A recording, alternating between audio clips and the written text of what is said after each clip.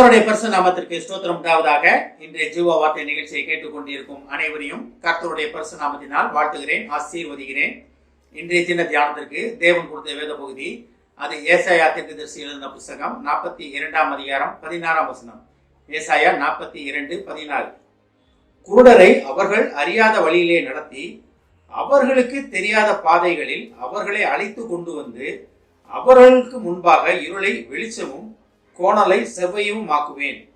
இந்த காரியங்களை நான் அவர்களுக்கு செய்து அவர்களை கைவிடாதிருப்பேன். இன்றைய தினம் இதை கேட்டுக்கொண்டிருக்கும் தேவ பிள்ளைகளே, தேவன் உங்கள்கிட்ட சொல்ல ஆசைப்பட்ட ஒரு காரியம் என்னவென்றால், இன்றைய தினம் தேவன் உங்களை கைவிடாதிருப்பேன். தேவன் உங்களை கைவிட மாட்டார். என்றும் என்றும் என்றுமே தேவன் உங்களை கைவிட மாட்டேன், தேவன் உங்களுடனே இருந்து உங்களை கைவிடாதிருப்பேன் என்று தேவன் உங்களுக்கு ஒரு வாக்கு கொடுக்கிறார், உறுதி கொடுக்கிறார்.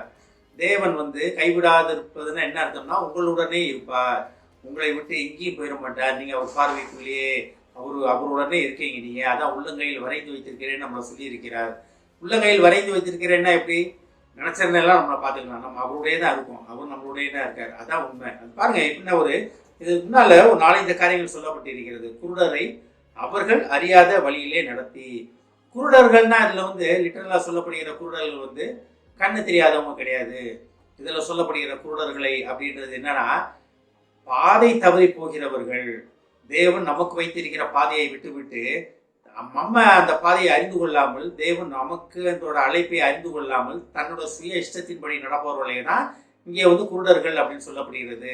குருடர்களை அவர்கள் அறியாத வழியிலே நடத்தி. அப்ப ஏன் அறியாத வழினா என்ன அர்த்தம்?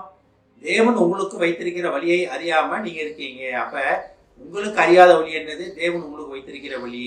அந்த வழியிலே தேவன் உங்களை நடத்த போகிறார். ஆனால் தான் கைவிடாது இருக்கிற தேவன் உங்களை கரம் பிடித்து, தேவன் உங்களுக்கு வைத்திருக்கிற, நீங்கள் உங்களுக்கு உங்களோட சிந்தனைகளுக்கு உங்களுக்கு புரிந்து கொள்ளாத வழியிலே உங்களை நடத்துவேன் என்று வாக்கு கொடுக்கிறார். அடுத்து பாருங்க, அவர்களுக்கு தெரியாத பாதைகளில் அவர்களை அழைத்து கொண்டு வந்து. அது அந்த வழியும் பாதைகளும் அதுதான்.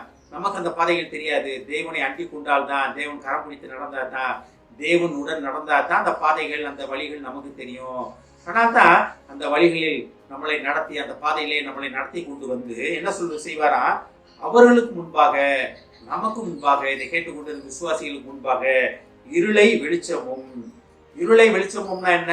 நம்ம வாழ்க்கையில இருக்க தேவனை அறியாத இருள், உலகத்தின் இருளுக்குள்ள நடந்து கொண்டிருக்கும் நம்மளை தேவ வெளிச்சத்தில் நடத்துவேன் அப்படின்றாரு. தேவ வெளிச்சம்னா என்ன? எழுப்பி பிரகாசி. இதே ஏசாயால பார்க்கலாம், உன் ஒளி வந்தது அப்படின்னு. அப்ப தேவ ஒளியில் நடப்பதற்காக நம்மளை அழைத்து கொண்டு வந்து, நமக்கு முன்னால கோணலான காரியங்கள் அனைத்தையும் செவ்வையாக்கி நேராக்கி, அதோட நிப்பாடுறது கிடையாது. செவ்வையாக்குவேன்னு சொல்றதோடு இல்லாம, இந்த காரியங்களை நான் அவர்களுக்கு செய்து, இந்த காரியங்களை நான் அவர்களுக்கு, நான் விசுவாசிகளாகிய நமக்கு உங்களுக்கு செய்து அவர்களை கைவிடாதிருப்பேன்.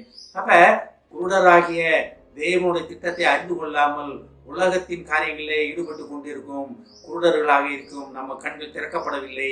ஆவிக்குரிய கண்கள் திறக்கப்பட்டா, ஆவிக்குரிய செவிகள் திறக்கப்பட்டா நம்ம தேவனுடைய திட்டத்தை அறிந்து கொள்வோம், தேவன் நமக்கு வைத்திருக்கிற பாதைகளை அறிந்து கொள்வோம்.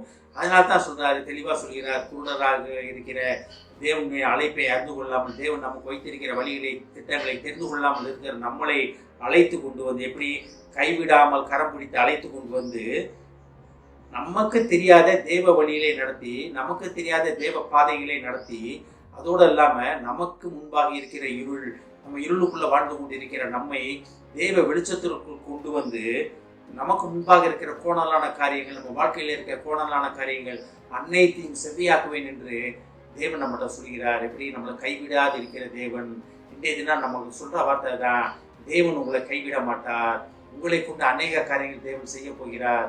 தேவ வெளிச்சத்திலே நீங்க நடக்க போகிறீங்க. அதை மட்டும் விசுவாசிப்போம். ஆமென்.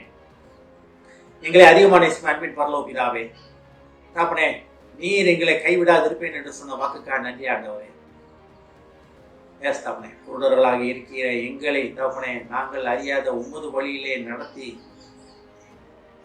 உம்முடைய பாதைகளிலே எங்களை கரம் பிடித்து நடத்தி கொண்டு வந்து, இருளில் வாழ்ந்து கொண்டிருக்கிற எங்களை தேவ வெளிச்சத்திலே நடத்துவேன் என்பதற்காகவும் தகப்பனே, எங்கள் வாழ்க்கையிலே உள்ள கோணலான காரியங்களை செவ்வையாக்குவேன் என்று சொல்லும் மகா கிருபையான வார்த்தைக்காக நன்றி ஆண்டவரே.